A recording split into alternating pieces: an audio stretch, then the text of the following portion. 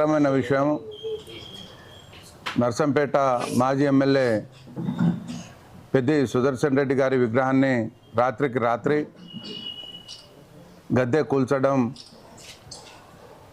అన్న విగ్రహాన్ని తొలగించడం చాలా బాధాకరం.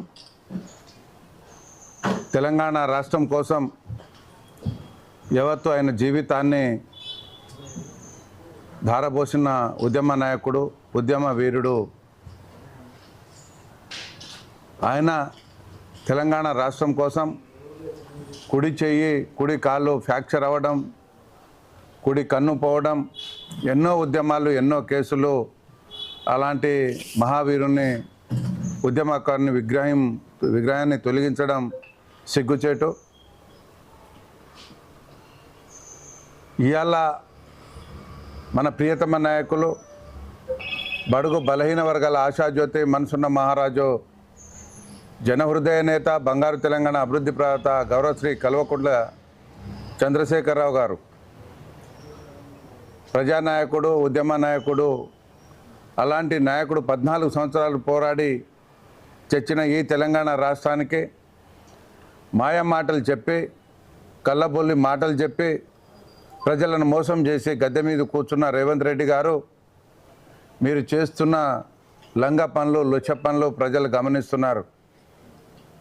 సుదర్శన్ రెడ్డి విగ్రహాన్ని తొలగించవచ్చు మీరు, కానీ ప్రజల్లో ఆయన నింపిన స్ఫూర్తిని, ఆయన చేసిన పనులను ఎవరు చెరిపేయగలేరు.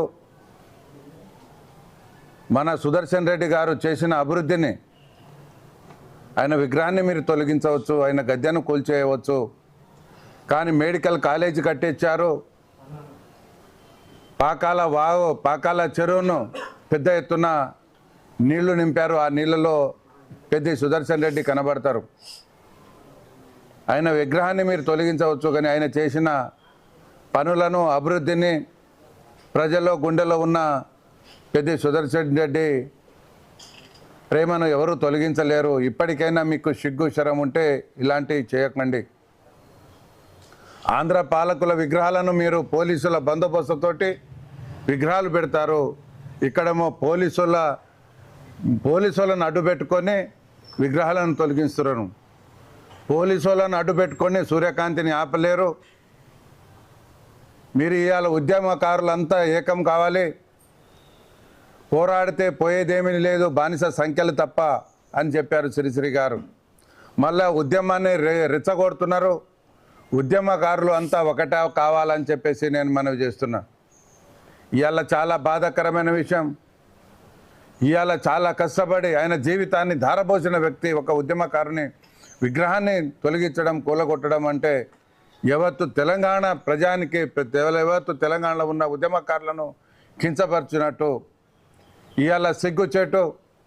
ఇవాళ పోలీసు వాళ్ళని అడ్డుపెట్టుకొని ఇష్టం వచ్చిన కేసులు పెడుతున్నారు ప్రజలపైన.